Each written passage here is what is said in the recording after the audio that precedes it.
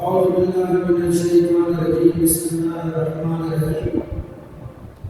الحمد لله رب العالمين والصلاة والسلام على أشرف الأنبياء والمرسلين سيدنا ونبينا أبي القاسم محمد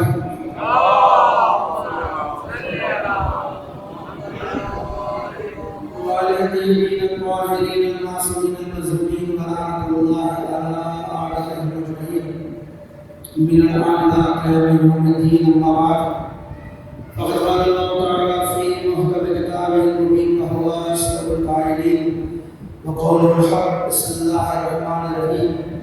وعد الله الذين آمنوا منكم وعملوا الصالحات لا يستخلفنهم في الأرض كما استخلف الذين من قبلهم صالحين وهم الغالبون.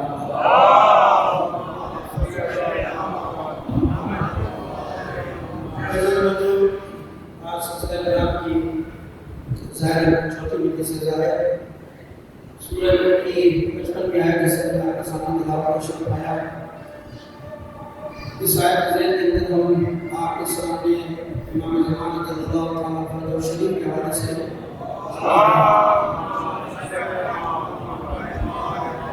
عنوان کے حوالے سے آپ کے سامنے گفتگو کر رہے ہیں. اس آیت پر پروردگار عالم ارشاد فرمایا کہ ہمارا صاحبان ایمان سے دعویٰ ہے کہ اتحاد بذات ہیں کہ ہمارے بندے ہیں. امن زمین پر حکومت عطا کرنے کی خلافت عطا کرنے جیسے کچھ سے پہلے والے لوگوں نے حکومت و خلافت دی تھی.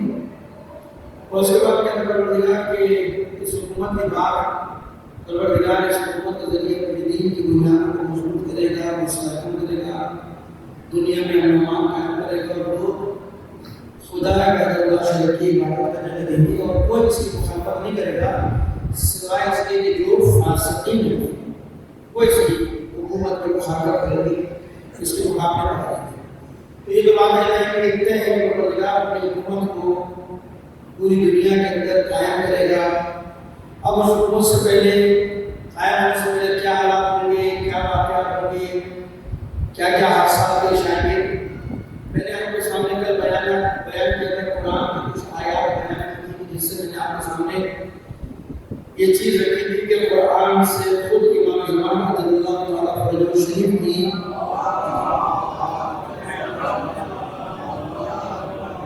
قیام سروج اور قیامت جو بالکل واضح ہے قرآن کے اندر. آیات میں روایات میں نے آپ کے سامنے بیان کیا کہ پھر آخر ہو جائے گا ختم ہونے کے بعد ایک دن ایسا آیا کہ امام زمان ظاہر ہے پوری دنیا کا کنٹرول امام زمانہ میں ہاتھ ہوگا اور حکومت الہی قائم ہے. یعنی حکومت الہی کا قیام کیا؟ حکومت الہی کے قیام کا مقصد ہے کہ معاشرے میں عدل کا قیام، معاشرے میں انصاف کا قیام. دیکھیے کسی بھی ملک، کسی بھی قوم کی ترقی اور ترقی کا معیار کیا ہے؟ کسی بھی ملک کی ترقی کا معیار، قوم کی ترقی کا معیار یہ سائنس ترقیاں نہیں ہے. یاد رکھیے گا ایٹم بم بنا لینا، میزائل بنا لینا یا توپ بنا لینا، ٹینک بنا لینا یا سائنس ترقی میں میدان میں آگے چلے جانا یہ ترقی نہیں ہے کسی ملک کی. ممکن ہے کہ جس کو ہم ترقی کا نام دے رہے ہیں ممکن ہے کہ یہ تباہی اور تنزلی کا سبب بن جائے. اور دنیا میں اگر دیکھا جائے تو یہ سارے ہتھیار تباہی کا باعث بنیں گے. اس کو رکھ کر انسان ترقی کر نہیں سکتا.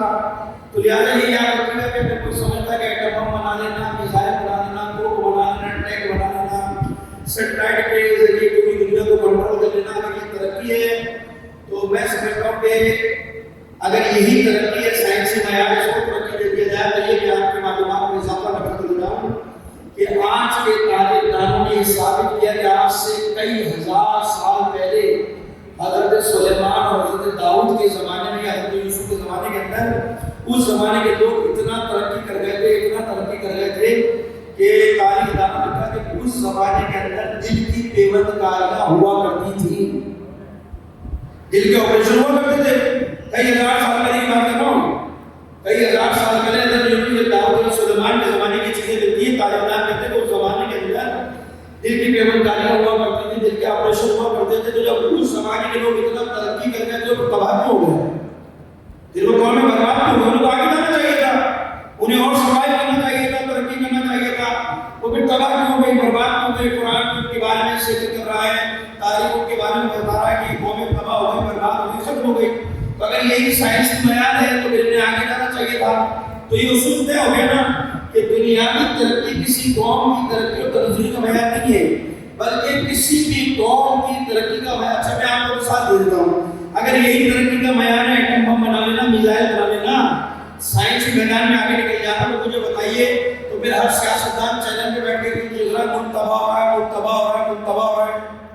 بھائی ایٹم بم تمہارے پاس، میزائل تمہارے پاس، سارے سائنٹسٹ تمہارے پاس، سب ہے یا نہیں ہے؟ پھر تو ملک کو آگے جانا چاہیے. کہ سارے تصویر نگار بیٹھ کر کہہ رہے ہوتے ہیں بھائی ملک بچا لو، ملک بچا لو، ملک تباہی کے دانے پہ ختم ہو گیا، پہنچ گیا.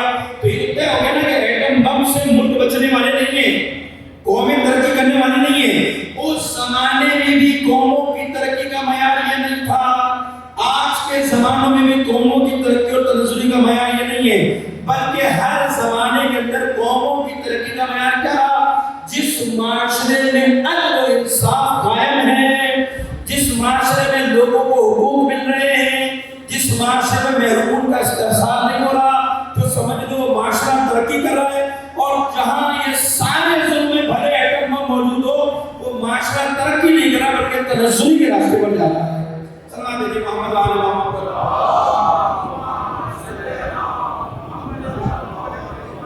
یہ نہیں ہے. آپ دیکھ لیجیے اس کا تجزیہ کر لیجیے، حالات کا تجزیہ کر لیجیے. جہاں عدل و انصاف ہے، اسی لیے مولا کائنات کا ایک جملہ ہے. مولا کائنات نے کیا کہا تھا؟ ظلم سے حکومت قائم نہیں رہ سکتی، عدل سے حکومت قائم رہ سکتی ہے. ممکن ہے کہ کوئی جو ہے وہ کافر ہو لیکن عادل ہو، وہ حکومت چلا جائے گا، وہ حکومت کر جائے گا. لیکن ممکن ہے کہ مسلمان ہو لیکن ظالم ہو، برادر کیا ہوگا؟ ظلم کا منطقی انجام، حکومت کا خاتمہ، حکومت کا ختم ہو جانا. تو جتنے انبیاء ہیں، جتنے پیغمبر پروردگار عالم نے بھیجے، ان کو بھیجنے کا بنیادی مقصد یہ تھا کہ یا داؤد انا جعلناک خلیفۃ فی الارض فاحکم بین الناس بالحق. داؤد ہم آپ کو حکومت دے رہے، اقتدار دے رہے، یہ اس لیے نہیں دے رہے کہ تم لوگوں پر شب خون مارنا، لوگوں پر ظلم کرنا، اس لیے تمہیں اقتدار دے رہے تاکہ تم معاشرے میں عدل و انصاف کو قائم کرنا، تاکہ تم معاشرے میں عدالت کا قیام کرنا. یہی پیغمبر کو حکم دیا تھا حکم بین الناس، آپ لوگوں کے درمیان حق کا قیام کریں، حق کو ظاہر کریں. حضرت سلیمان ہی مولا کائنات کی دور حکومت کو آپ اٹھا کر دیکھ لیں، جتنے انبیاء سب کی کوشش یہ کیا رہی؟ معاشرے میں عدل کا قیام. علی ابن ابی طالب کے دور کو اٹھا کر دیکھ لیں، علی ابن ابی طالب نے اپنے دور حکومت میں اپنی حکومت کو نہیں بچایا بلکہ علی نے اپنی عدالت کو بچایا. یہ کائنات کا واحد حاکم ہے کہ جو اپنی حکومت کے خلاف اپنی عدالت کو لے کر کھڑا ہوا، جس نے اپنی عدالت کے ذریعے اپنی حکومت کو ختم کر دیا، اپنی اقتدار کو ختم کر دیا، اپنی عدالت کو بچا لیا. اسی لیے کسی کہنے والے نے کہا کہ خدا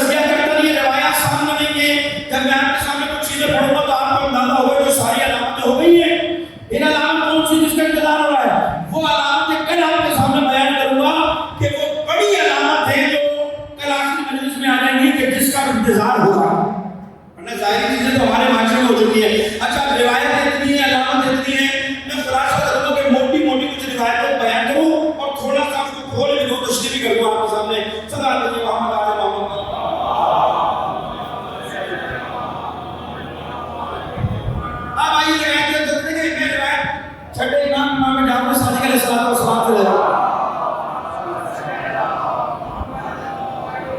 کیونکہ بہت ساری چیزیں تقریباً ہر روایت کے اندر تقریباً چیزیں آگے پیچھے موجود ہیں. پیغمبر نے بھی یہ روایت کی ہے, مولا کائنات سے روایتیں, 5 امام کی روایتیں, 6 امام کی بھی, 7 امام کا ہر امام نے آخری حالات کو بتایا. وہ کم و بیش ہی حالات ہیں کہ آخری حالات میں کیا ہوگا. تو میں ساری روایات کا خلاصہ کر رہا ہوں آپ کے سامنے اور چند چیزیں آپ کے سامنے بیان کروں گا. دیکھیے کسی نے آ کے 6 امام کو پوچھا کہ مولا یہ بتائیے کہ قائم کا آپ امام قائم ہیں؟ امام نے کہا کہ امام قائم نہیں. اب پھر کون امام قائم ہے؟ اب وہ آخری امام جو ہمارا آخری ہے وہ وقت کا امام ہوگا, وہ وقت اسے قائم ہے. اب وہ کب آئیں گے؟ امام کہتے ہیں وہ خروج کر نہیں سکتے, ان کا ظہور ہوگا نہیں مگر یہ کہ اس سے پہلے یہ حالات ہوں گے. کیا حالات ہوں گے؟ اب دیکھیں چھوٹی چھوٹی چیزیں آپ کے سامنے بیان کرتے ہیں اور کوشش صرف بیان کرنا روایت کرنا مقصود نہیں ہے. چاہتا ہوں تھوڑا سا تجزیہ بھی کر دینا تاکہ ہمیں پتہ پڑتا رہے کہ واقعی کیا کیا ہماری سوسائٹی میں چل رہے ہیں حالات. ایک بار صلاۃ علی محمد علیہ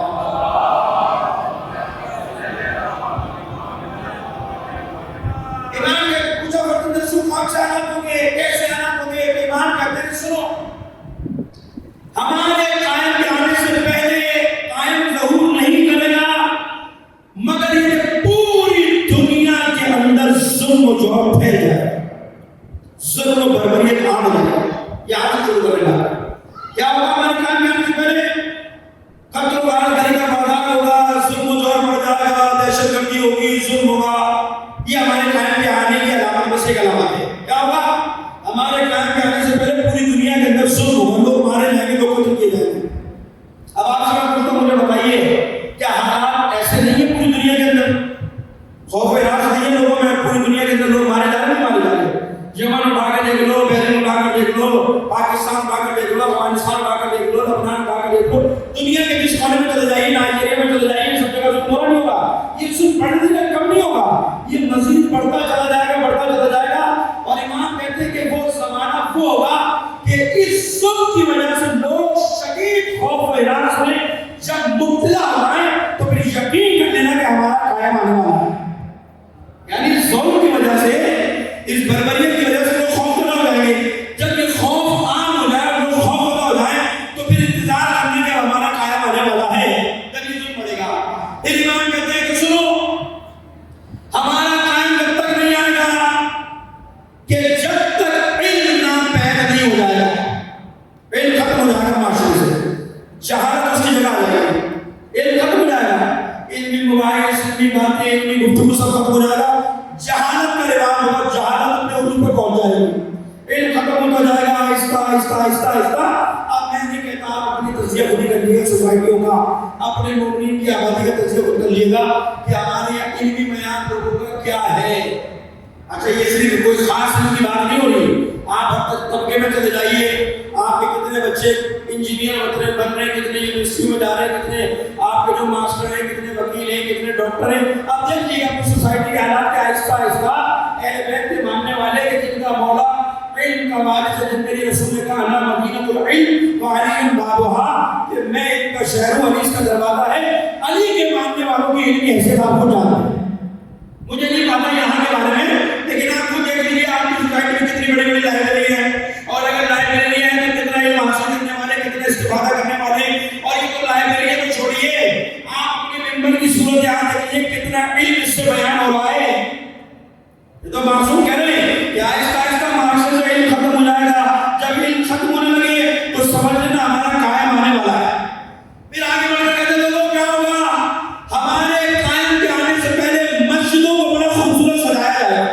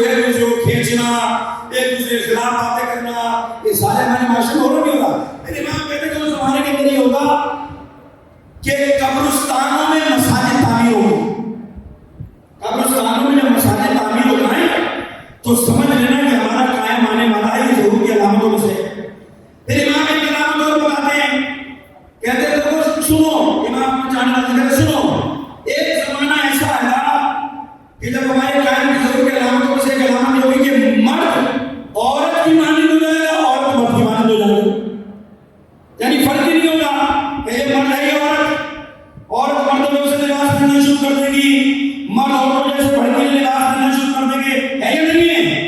آپ کے معاشرے میں سب ہو رہا نہیں ہو رہا؟ قبرستان میں مسجدیں بن رہی ہیں، مسجدوں کی اپنی حالت دیکھ لیجیے، ان کی صورتحال اپنے معاشرے کی دیکھ لیں، سب چیزیں بدل نہیں بنی۔ تو یہاں امام کہہ رہے کہ مرد عورت کی طرح عورت مرد کی طرح ہوگا، پتہ ہی نہیں پڑے گا کہ یہ مرد ہے یا عورت ہے نا۔ پہلے تو ایک کان میں منت آتی تھی، پہلے ایک کان میں منت آتی تھی ماشاءاللہ سے، اب تو دونوں کانوں میں منت آنا شروع ہو گئی ہے یا نہیں ہے؟ بڑے بڑے بال، پتہ نہیں ہے عورتوں والے لباس پہن کے گھوم رہے ہیں، عورتیں مردوں والے لباس پہن کے گھوم رہی ہیں۔ تو بھائی یہ فیشن نہیں ہے، جس کو تم فیشن کا نام دے ہو نا، تم اس کو فیشن کہتے ہو، یہ امام کے آنے کی علامت میں سے علامت ہے۔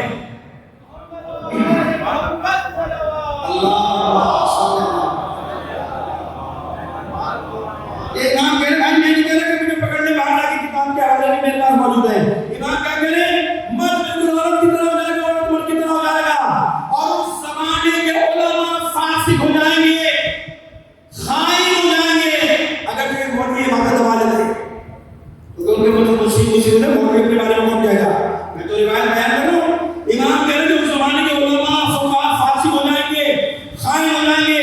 جب تمہارے علماء فقہاء فاسق ہو جائیں، خائن ہو جائیں، تو سمجھ لینا ہمارا قائم آنے والا ہے، ہمارا وارث آنے والا ہے۔ اچھا یہ سارے مولوی نہیں ہیں، علماء سنت و ذکر ہے نا روایت میں، علماء صوفی ہوں گے، اچھے بھی ہوں گے، برے بھی ہوں گے۔ تو امام کہہ رہے ہیں ایک علامت ہوگی فقہاء بھی فاسق ہو جائیں گے، علماء بھی فاسق ہو جائیں گے، یہ خائن ہوں گے، امانت ان کے پاس رکھاؤ گے تو یہ امانتوں میں خیانت کریں گے۔ تو جب یہ علماء امانت میں خیانت شروع کر دیں تو سمجھ لینا ہمارا قائم آنے والا ہے، ہمارے قائم کی علامت میں سے ایک علامت ہے۔ ایک امام کہتے ہیں کہ ہمارے قائم کی علامت میں سے ایک علامت یہ ہے۔ اچھا بہت ساری چیزیں میں اشارہ کر سکتا ہوں، ممبر کے تقاضے نہیں کہ آپ کے سامنے بیان کروں، بہت ساری علامتیں اشارہ کر رہا ہوں آپ کے سامنے۔ امام کہتے ہیں کہ ہمارے قائم کے آنے کی علامت میں سے ایک علامت یہ ہے کہ مرد مرد پر اتفاق کرے گا، عورت عورت پر اتفاق کرے گی، یہ حالات ہو جائیں گے۔ یعنی آج جو میں نے روایت ہے کہ اس میں انہوں نے سلام کے ساتھ کیا، عورت عورت سے شادی کرے گی، مرد مرد سے شادی کرے گا، یہ تھوڑا سا میں نے اخلاقی انداز میں کہہ دیا۔ آپ کو کچھ اور لکھا ہے کہ مرد مرد پر اتفاق کرے گا، عورت عورت پر اتفاق کرے گا۔ آپ اپنے حالات دیکھیے گا، پاکستان میں بھی کوشش کی گئی تھی یہ بل پاس کرانے کی، یورپ میں یہ بل پاس ہے اسمبلیوں میں کہ مرد مرد سے شادی کر سکتا ہے، عورت عورت سے شادی کر سکتی ہے۔ اور یہ جو آپ کے 2010 میں جو زلزلہ آیا تھا نا، وہاں پر کیا کہتے ہیں پنجاب کی طرف کہا آیا تھا، مظفر گڑھ کی طرف جو زلزلہ آیا تھا، اس زمانے کی آپ اخبار کی جو رپورٹنگ پڑھ لیے گا، اس رات مرد نے مرد سے اعلان شادی کی تھی۔ یہ آپ کی یاد روایت، کچھ سیاستدان لگے ہوئے بل پاس کرانے کے لیے، تو دنیا میں تو یہ کام ہو رہے نہیں ہو رہے، یہ علامت ظاہر ہو نہیں ہو رہی۔ پھر امام کہتے ہیں کہ اس زمانے کے اندر مرد مرد پر عورت عورت پر اتفاق کرے گی، اور وہ زمانہ سنو وہ ہوگا کہ اس زمانے کے اندر لوگ اپنی عزت کو پیسوں کے مول بیچا کریں گے۔ کاروبار کر رہے ہیں، احترام نے جملہ بول دیا، اپنی عزت کو بیچیں گے بازاروں میں، مرد بھی بیچیں گے، عورتیں بھی بیچیں گی، پیسوں کے عوض۔ یہ وہ زمانہ ہوگا جب قائم آنے والا ہوگا۔ پھر امام کہتے ہیں کہ اس زمانے کے اندر ایک علامت یہ ہے کہ لوگ بھوک اور افلاس میں اتنا مبتلا ہو جائیں گے، اتنا مبتلا ہو جائیں گے کہ لوگ تنگ آ کر اپنی اولاد کو فروخت کرنا شروع کر دیں گے، اولاد کو فروخت کریں گے، غربت کی وجہ سے، تنگی کی وجہ سے۔ ہمارے قائم کے علامتوں سے آپ کے ٹیلی ویژن یہ چیز دکھا تھا کہ اس سے پہلے 2-4 سال پہلے، اور اشتہار میں چلے تھے بچے برائے فروخت۔ یہ امام کہہ رہے ہیں ہمارے علامت میں سے آنے کی قائم کی کہ جب لوگ غربت کی وجہ سے اپنے بچے فروخت کرنا شروع کر دیں، اپنے بچوں کو بیچنا شروع کر دیں، تو سمجھ لو ہمارا قائم آنے والا ہے۔ پھر امام کہتے ہیں میں جلدی جلدی باتیں کر رہا ہوں۔ پھر امام کہتے ہیں سنو، اس زمانے کی بدترین حالات میں سے ایک حال یہ ہوگا کہ لوگ شوہروں کی موجودگی میں سر عام ان کی عورتوں پر تعدی کریں گے۔ یعنی کیا کریں گے؟ سر عام ان کی عزتوں کو لوٹا جائے گا۔ ہمارے قائم کی علامت میں سے کہ زبردستی زور شوہر کی موجودگی کے اندر سر بازاروں پر، چوراہوں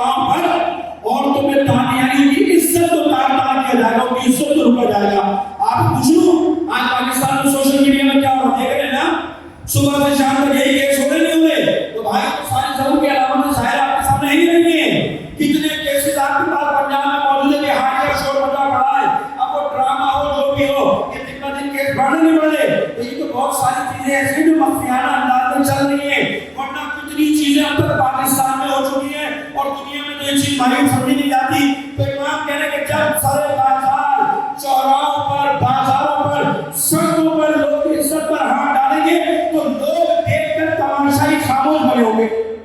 یہ روایت کے الفاظ ہیں اور اس سے صحابی آیت اللہ صحابی جو بیگانی نے اپنی کتاب میں لکھا ہے منتظر نصر میں اس میں لکھا کہ سارے بازار عزت پہ ہاتھ ڈالے جائیں گے.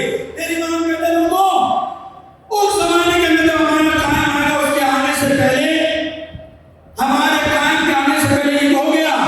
پھر اس کے بعد امام کہتے ہیں کہ ہمارے قائم کے آنے سے پہلے ایک کام یہ ہوگا ایک بار سوال ہے کہ آپ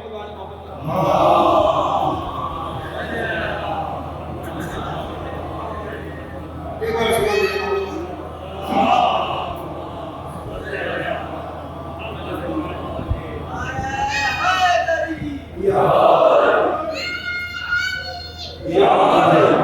یہ ہمارے قائم کے آنے سے پہلے یہ سارے کام ہمیں کیا ہوں گے کہ عزت پہ ہاتھ ڈالا جائے گا, عزت لوٹی جائے گی. اور سنو اس زمانے کے اندر ہمارے قائم کے آنے سے پہلے یہ صورتحال ہوگی, اس طرح کے حالات پیدا کیے جائیں گے کہ آسمان سے تم پر آگ برسائی جائے گی.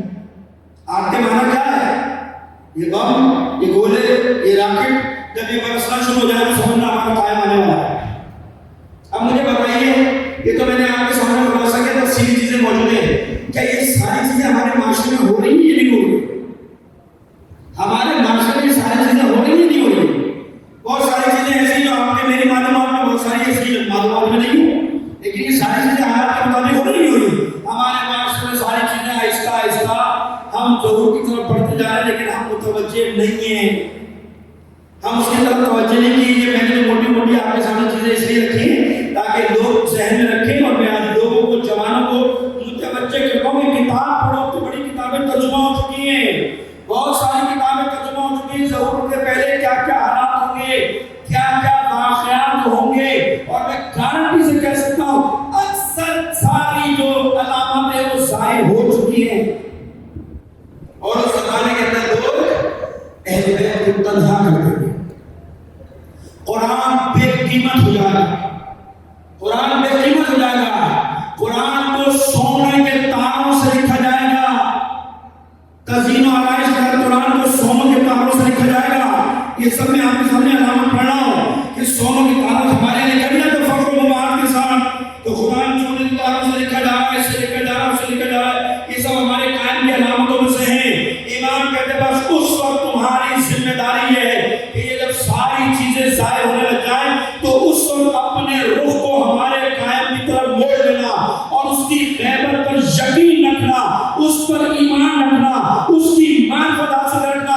اس لیے کہ اس فتنے کے دور میں سارے لوگ اکثر اس کے مخالف ہوں گے, وہی قائم رہیں گے جو اس کی معرفت رکھتے ہوں گے.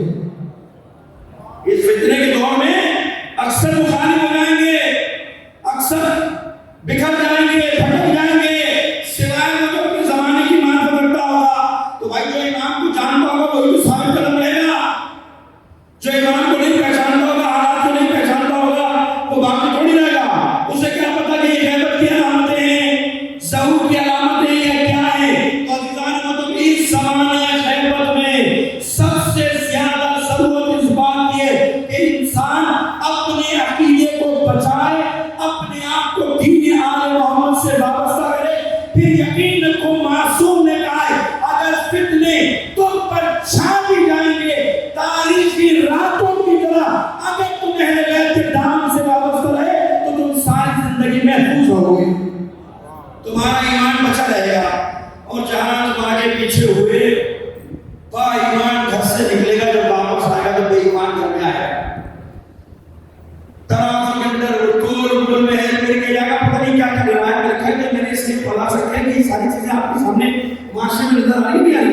یہ تو وہ چیزیں ہیں جو ہمارے معاشرے میں روزانہ دیکھ رہے ہیں, لیکن جانتے اس لیے نہیں ہے, معلوم اس لیے نہیں ہے, روایتیں نہیں پڑھی ہیں, ورنہ تفصیلاً پڑھنا شروع کرے. بہت ساری چیزیں ایسی ہیں میں نے آپ کے سامنے بیان ہی نہیں کی, اس لیے کہ اگر بیان کروں تو بہت ٹائم لگ جائے گا. تو عزیزان مطلب یہ وقت ہے اپنے آپ کو امام سے منسلک کرنے کا, یہ علامت ہے اپنے آپ کو دین سے وابستہ کرنے کا. اسی زمانے میں تو فتنے اٹھ رہے ہیں, اسی زمانے میں تو مختلف قسم کے لوگ اٹھ رہے ہیں, اور سارے رنگ کھانے والے کون ہیں؟ सब दीन के ठेकेदार, सब दीन का नारा लगाने वाले बेचारे सादे लोग परेशान है कि हक पर कौन है, बातिल पर कौन है। ये भी कायम के अलामत में से एक है कि उस ज़माने के अंदर हक और बातिल इतना मखलूत कर दिया जाएगा, इतना मखलूत कर दिया जाएगा कि लोग पहचान ही नहीं सकेंगे कि हक क्या है और बातिल क्या है। आज के ज़माने में पता नहीं है, पता ही नहीं है, यहाँ भी मामा है, वहाँ भी मामा है। लोग परेशान कि भाई ये कौन साहब सही है, नहीं कौन साहब सही है, ये नहीं है। ये सारी बातें इसलिए कर रहा हूँ, बहुत सारे लोग ये बातें करते थे और वो करते इसलिए उनको पता मजलिस में कोई नहीं आएगा, मजलिस नहीं मिलेगी। तो भैया मजलिस से मिले लेकिन एक चीज़ कौन बयान करेगा, कौन को कौन बताएगा। जिन हालात से आप गुजर रहे हैं, जिन वाक़यात से आप गुजर रहे हैं, अब थोड़ी सी रिवायत की तशरीह आपके सामने कर दूँ। ये जरूरी है तशरीह करना, क्योंकि वैसे भी आपके दिन है, तो आप अपने घर में, मैं अपने घर में हूँ, सब आपके इमाम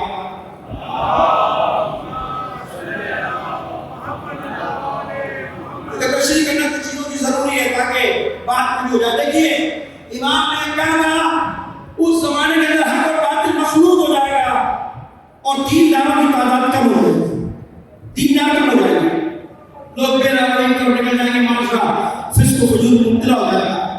और हक बात ये एक रिवायत के जुमले, बल्कि ये रिवायत इमाम नबी अलैहिस्सलाम से मैंने पढ़ी, आज भी पढ़ी, इमाम से रिवायत पढ़ी है ताकि मैं उसका हवाला भी आपको देखूं कि इमाम ने फरमाया कि वो ज़माना वो होगा हमारे कायम करने के लिए बताते रहे ये होगा ये होगा। फिर इमाम ने कहा वो कायम की सबसे बड़ी अलामत क्या होगी, इमाम ने कहा उस ज़माने की अलामत एक सबसे बड़ी होगी कि अच्छाई सबसे बड़ी बुराई और बुराई सबसे बड़ी खूबी बन जाएगी। इमाम कह रहे हैं कि जिस ज़माने में हालात पैदा हो जाए ना कि अच्छाई बुराई बन जाए और बुराई जो अच्छाई जो बुराई बन जाए और बुराई जो नेकी शुमार हो जाए, तो फिर यकीन करना कि हमारे कायम आने वाले हैं। आप मुझे बताइए ईमानदारी से अब कितना फर्क हो गया अच्छाई और बुराई में।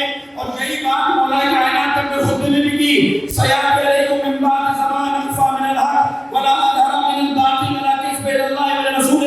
मेरे बाद एक ज़माना तुम पर ऐसा आएगा जिसमें हक पोशीदा कर दिया जाएगा, बातिल ज़ाहिर कर दिया जाएगा। और उस ज़माने के हालात होंगे कि लोग अल्लाह रसूल पर झूठ बांधेंगे और उस ज़माने में अच्छाई सबसे बड़ी बुराई और बुराई सबसे बड़ी नेकी बन जाएगी। आपके माशरे में होगा नहीं होगा? अगर कोई आलिम टोक दे कि भाई क्या कर रहे हो, हमारा जवाब दमाना आप अपनी कब्र में जाएंगे, हम अपनी कब्र में जाएंगे। भाई मौला भी तो अपनी कब्र में जाएंगे, इसका मतलब अल्लाह में मानो करना छोड़ दे, नेकी की तरफ बुलाना छोड़ दे, लोगों को हक बात करना छोड़ दे। कहाँ ले जा रहे हो आज़ादी को? क्या क्या नहीं होना आज़ादी के अंदर? अगर मौलाना साहब को बात करने वाला तो कोई हिम्मत करता ही नहीं है, और अगर कोई मुखलसी नहीं है, ये लेकर तो दुश्मन है, वहाँ भी हो गए।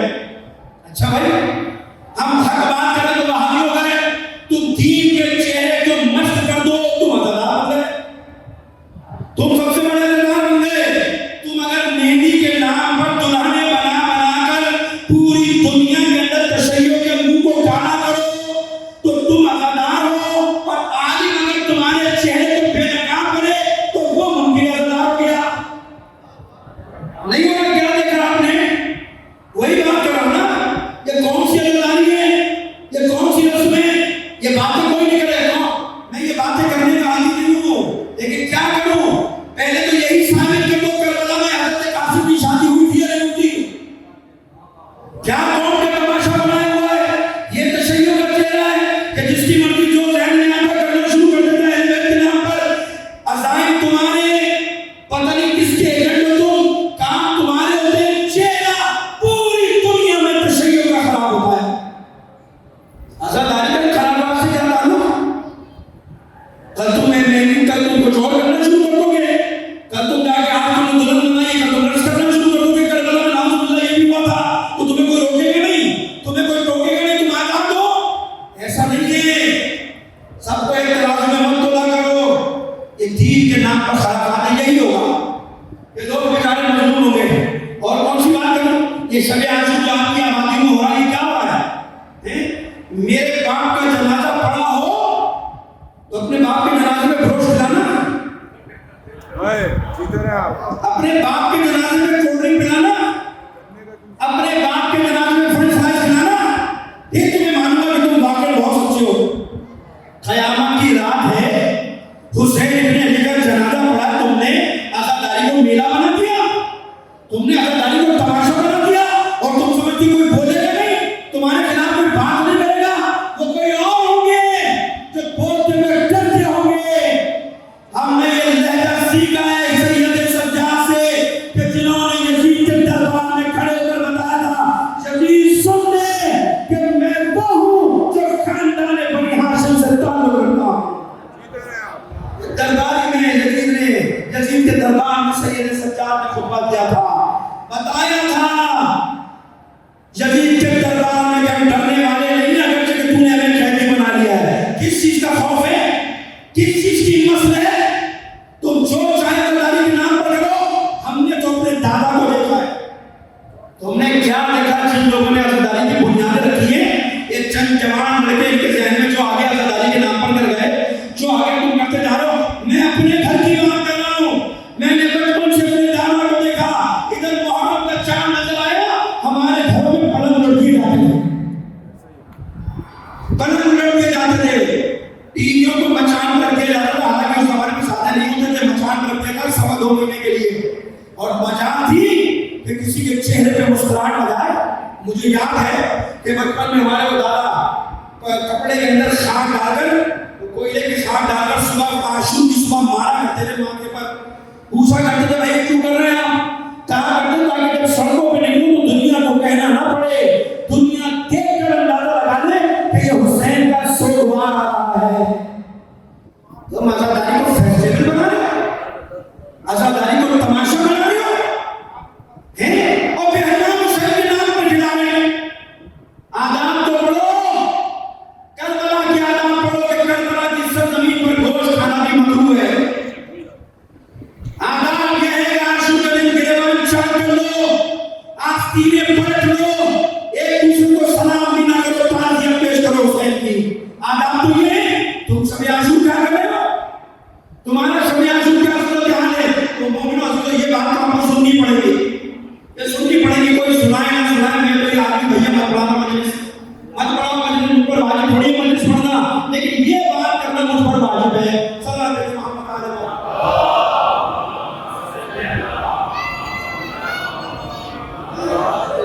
یہ 10 کو باتیں اس لیے نہیں کہ کسی نے فرض کا مطلب یہ نہیں کہ ہم نظر دیے اور ناس کے لوگ مخالف ہو گئے۔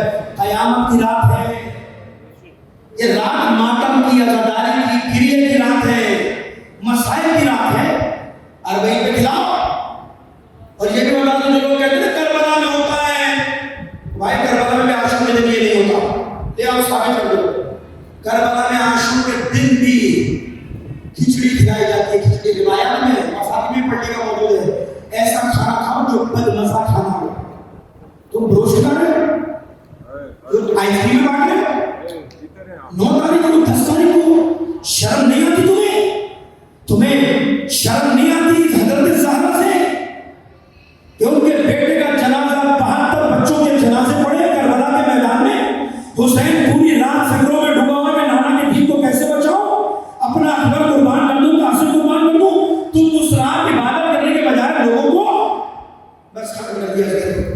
یاد رکھیے گا یہ ضرور کی علامت ہے کہ دین کے چہرے کو مست کر دیا جائے گا، قائم کے آنے سے پہلے ایسا ہو جائے گا کہ دین حق اور باطل میں شناختی نہیں ہوگی کہ حق کیا ہے باطل کیا ہے۔ اور آخری بات عزیزوں کہ ضروری کل ٹائم میں کیونکہ کل علامت ایسی کہ اس کو تشریح کرنی پڑے گی۔ دوسری بات، میں ان لوگوں پر افسوس کا اظہار کرتا ہوں کہ جنہوں نے عاشور کے دن خیال کی عاشورہ نہیں پڑھی، اتنا بزدل ہو گئے ہو۔ اور کیا کروں، میرے پاس الفاظ نہیں ہے، مجھے پتا ہے کہ لوگ ناراض ہو گئے۔ 1 سال سے محنت کرتے رہے، پورے سال ہم نے محنت کی، جن لوگوں کے خلاف FIR کرنی تھی کوئی نہیں تھا، ان کو لے کر آئے کسی طور سے باہر لے کر آئے، اور ہر جگہ یہ نہیں کہ شیعوں کے اندر آ کے شیر بن جائیں کہ ہم نے شیعوں کے اندر اپنا موقع بیان کیا، کوئی جگہ ایسی نہیں اسلام آباد کے بڑے سے بڑے فورم سے لے کر یہاں تک جہاں ہم نے یہ نہ کہا ہو کہ اپنے عقیدے سے ایک پیچھے نہیں ہٹیں گے، عزاداری میں عزادت عاشورہ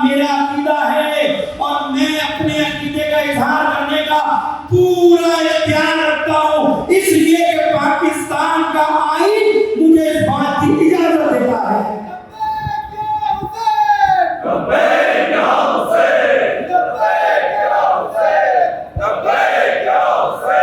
کیوں نہیں پڑھی گئی یاد عاشورہ؟ کیا مسئلہ تھی؟ کس جگہ ہم نے نہیں کیا شور مچایا؟ کہاں جا کے ہم نے اپنی آزادی کا دفاع نہیں کیا؟ چند لوگ اکٹھے ہوئے کہ کوئی کہتا میں نماز نہیں پڑھوں گا، کوئی کہتا میں یہ نہیں کروں گا، کوئی کہتا اگر زیادہ عاشورہ پڑھی تو میں یہ نہیں کروں گا، کہ بھائی کیوں نہیں کرو گے؟ بھائی یہ ہوتا ہے جو ملک میں جن کے خوف سے تم نے زیادہ عاشورہ چھوڑی ہے، وہ تو چاہتے ہیں کہ نہ سبیل لگے، نہ مجلس ہو، نہ ماتم ہو، نہ حسین کا ذکر ہو، تو کیا ساری چیزوں پہ ہاتھ اٹھاؤ گے؟ بزدلوں کا کام نہیں ہے عزاداری، مجلس کرنا، ماتم کرنا یہ مردوں کا کام ہے، اور نہیں کر سکتے تو ہٹ جایا کرو پیچھے۔ بہت سارے عزادار موجود ہیں جو کام کرنے کے لیے تیار ہیں۔ مجھے بڑا دکھ ہوا، آخر تک یہی طے ہوا تھا کہ عزاداری زیادہ عاشورہ ہوگی، زیادہ عاشورہ پڑھی جائے گی، زیادہ عاشورہ کو ہونا چاہیے تھا، ہونا چاہیے تھا۔ یہ ملک کسی اور کا نہیں ہے۔ ہندو اپنے عقائد کی پرچار کر سکتا ہے، غیر مسلم اس ملک میں اپنے عقیدے کی پرچار کر سکتا ہے، تو میں بھی اہل بیت سے جو عقیدہ رکھنے والا ہوں اپنے عقائد کی پرچار کر سکتا ہوں۔ زیادہ گھبرانے کی ضرورت نہیں، اب ہو گیا ہے، نہیں ہوگا انشاءاللہ تعالیٰ، اور لگے ہوئے اس کے پیچھے۔ اور یہ چند FIR کبھی نا، یہ چند FIR جو مقابلے بازی شروع کی ہے، میں یہاں سے میری بات پہنچ جاتی ہے، مجھے پتا ہے، میں یہاں سے ڈی جی رینجرز کو بھی کہہ رہا ہوں، وزیر اعلیٰ کو بھی کہہ رہا ہوں، IG سندھ کو بھی کہہ رہا ہوں، سب کو ایک ترازو میں مت رکھو۔ زید بھی اچھا، مگر بھی اچھا، سب اچھے نہیں ہیں۔ ظالم کو ظالم کہو، مظلوم کو مظلوم کہنا سیکھو۔ اگر یہی رویہ تم نے رکھا تو اتنے سادے نہیں ہیں۔ ہم پاکستان میں اتنی طاقت رکھتے کہ جو ہاتھ ہماری طرف بڑھتا ہے اسے روکنے کی طاقت نہیں رکھتے، اس کو توڑنے کی بھی طاقت رکھتے ہیں۔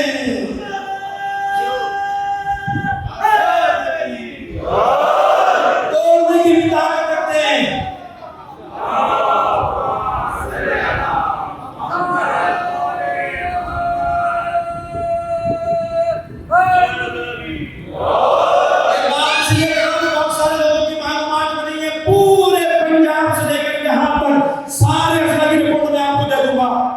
کس عدالت نے کس کی مخالفت کی ہے، کس کی توہین کی، کس کے مسلک کی توہین کی؟ الحمدللہ ہم نہ کسی کے بزرگوں کی توہین کرنے کے قائل۔ ہمارے پاس اہل بیت کے فضائل ہیں، ہمارے پاس ٹائم ہی نہیں بھائی، ہمارے پاس اہل بیت کے فضائل نہیں کہ ہم کسی اور کو لا کر چھیڑیں۔ کوئی عالم یہ اپنی ذمہ داری کو دکھانے کہ کسی نے کسی کے خلاف بات کی ہو، چند شر پسند لوگ، چند تقسیمی ٹولے، پلان پہ جو گھروں سے باہر نکلے، کہیں سبیل کو جلایا۔ توہین تم نے کی، تم پر ثابت ہے۔ حیدرآباد میں توہین کرنے والا شیعہ نہیں ہے، میرپور خاص میں توہین کرنے والا شیعہ نہیں ہے، اس کا تعلق برادران اہل سنت سے ہی ہے، اور بعد میں تو نام ہے تکفیریوں کا۔ تم نے توہین کی تو FIR کٹواؤ، کے خلاف اقدام کرو۔ علم جلانا، سبیل جلانا، علموں پہ حملے کرنا، تو تم نے کیا قوم کو بزدل سمجھ لیا ہے؟ اور یہ سب کچھ ہوتا ہے رینجرز اور پولیس کی چھتری میں۔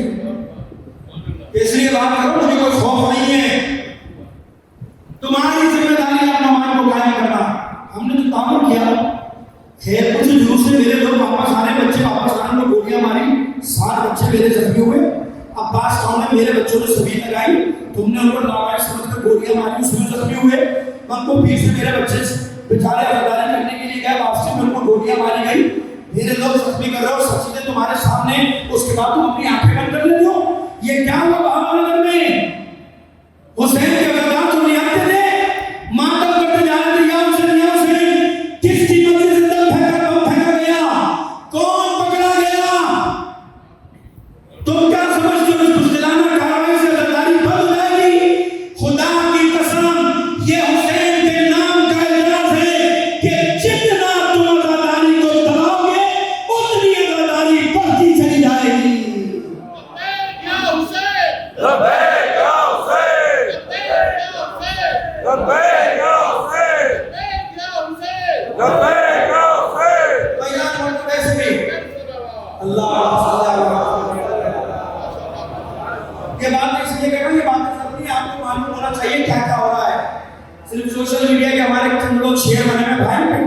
کہ دیکھو ان کی مشکلات کا سامنا ہے، بیچارے بچے بھاگ کے گھوم رہے ہیں، چھاپے پڑے ہیں، 2 لوگوں کو اٹھایا ہوا ہے، موسیٰ عبدی کو اٹھا لیا، دوسروں کو اٹھا لیا، تیسروں کو اٹھا لیا، ظالم کو یا تو مظلوم کو اٹھا دو، ایک لاٹھی سے آپ دو تو یہ نہیں چلے گا، یہ اس سے زیادہ بہت زیادہ نہیں چلے گی چیزیں ہیں۔ تم نے تشیع کی طاقت کا بھی اندازہ لگایا۔ ہم لڑائی جھگڑے کے قائل نہیں ہیں، ہمیں حسین نے بتایا ہے کہ ان حالات میں کیسے جیا جاتا ہے، کیسے مرا جاتا ہے۔ ہمیں حسین نے سب سکھایا ہے۔ ہم تو پیار سے کہہ رہے ہیں کہ حرکتوں کو روک لو، آگے کام ہمیں سب کرنے آتے ہیں، حسین نے سب سکھایا ہے۔ بس یاد رکھیے گا جو یہ سب حالات اتنے بھی خراب ہو رہے، امام کہتے ہیں جتنے ظہور کا وقت قریب آتا چلا جائے وہ شدت کے ساتھ سے بڑھتا چلا جائے، اسی میں جوان مردی کے ساتھ کھڑا ہے، ڈرنا نہیں ہے، خوف نہیں کھانا۔ ان کے بڑے نام ہو گئے تو یہ کیا ہے بھائی؟ کہاں ہے جس بنو امیہ نے حسین کو روکا تھا، قتل کیا تھا، کیا ہوا؟ یزید کے دربار میں حسین کے بیٹے سید سجاد نے اپنی سطح کا علم کاٹ کر بتایا تھا یزید تو ہمیں مار سکتا ہے، ہمیں ہرا نہیں سکتا۔ حسین کے بیٹے نے کربلا کے میدان میں سید سجاد نے دربار میں بھرے دربار میں اپنی فتح کا اعلان کیا، کئی ثانی زہرا نے اپنی فتح کا اعلان کیا دربار میں۔ عزیزو یاد رکھیے گا، بس مخلص ہو جاؤ حسین سے، کچھ نہیں ہوگا، کچھ بھی نہیں ہوگا، نہ کچھ کر سکتا ہے۔ ہمیں مخلص ہونے کی ضرورت ہے۔ میں نے کہا غلام علی سے کہ حسین کا بیٹا ہماری پشت پر کھڑا ہے، تھوڑی سی ہمت کرو، حضرت حجت نظام کھڑے تمہارے پیچھے، ایک کسی سیاستدان کی ضرورت تھوڑی ہے کہ ولی کا نام کھڑا تو پھر کس چیز کا خوف، کس چیز کا ڈر؟ اور جس کی پشت پر حضرت زہرا کی دعائیں ہوں، کہ جس کے لیے دعا کرو پروردگار ایسی قوم کو پیدا کرے گا جس کے بوڑھے اس کو بوڑھے، اس کی بوڑھی کو بوڑھے، جس کی عورتیں اس کی عورتوں کو ماتم کریں گے، جس کے جوان اس کے جوان کو رونے میں ماتم کریں گے۔ آزادانہ سے آپ تو چند آنسو ہوتے ہیں حسین کے گھر میں، سید سجاد کے دل سے پوچھو، آنسو نہیں روئے، سید سجاد خون رویا کرتے تھے۔ کتنے دن؟ چند مہینے، چند ہفتے، 25 سے 35 اور 35 سے 40 سال تک کی روایت ہے۔ امام سجاد خون کے آنسو رویا کرتے تھے۔ کربلا کے واقعے کے بعد امام سید سجاد اتنا حساس ہو گئے تھے کہ صبح روز سے شام تک روزہ رکھتے تھے، اور جب افطار کے لیے غلام پانی دیا کرتا تھا نا، امام پانی دے کر رش کھا جائے، رش کھا کر گر جائے۔ جب کوئی ملنے آئے نا امام سے، امام کو پوچھو مولا کیوں اتنا گریا کرتے ہیں؟ کیوں کر رہے ہیں؟ کیوں اتنا گریا؟ ہمیں ڈر ہے کہ میری آپ کی روح نہ نکلے۔ امام نے تو نے انصاف نہیں کیا، انصاف سے بتا یعقوب کے کتنے بیٹے تھے اور یعقوب کے کتنے بیٹے اس کی آنکھوں سے اوجھل ہوئے؟ کھمولا ہے کہ بیٹا یوسف اس کی آنکھوں سے اوجھل ہوئے۔ کیا بتا کتنا روئے؟ اتنا روئے کہ یعقوب کی آنکھوں کی بینائی چلی گئی۔ امام سجاد کہتے ہیں ایک یوسف کے غم میں جدائی نے یعقوب کو اتنا رلایا کہ آنکھوں کی بینائی چلی گئی۔ مجھے انصاف سے بتا میرے 18 یوسف میری آنکھوں کے سامنے پڑے تھے، خون میں غلطہ پڑا تھا۔ کہا مولا شہادت تو آپ کی میراث ہے۔ امام سجاد کہتے ہیں تو نے سچ کا شہادت ہماری میراث ہے، لیکن اتنا بتا دیں کیا کوفہ اور شام کے بازاروں میں جانا، کیا شرابیوں کے دربار میں جانا، کہ یہ بھی ہماری میراث ہے؟ کہ یہ بھی ہماری میراث ہے؟ آزاد آران حسین جب یہ قافلہ شام کے دربار میں جانے لگا نا، تو جب شام کے بازار میں پہنچا تو روک دیا بیویوں کو، اہل حرم کو روک دیا گیا۔ ابھی وہ چند گھنٹوں کے لیے روکا نہیں گیا، روایت کے لیے 15 اذانیں جناب زینب نے کھڑے ہو کر سنی ہیں۔ 3 دن تک یہ قافلہ کھڑا رہا ہے، بازار سجایا گیا، دربار سجایا گیا، علی کی بیٹیاں کھڑی رہی کہ بازار سج رہا ہے، دروازے پر سجا روک دیا گیا کہ دربار سج رہا ہے، بازار سجایا جا رہا ہے۔ اور جب تماشائی جمع ہوئے نا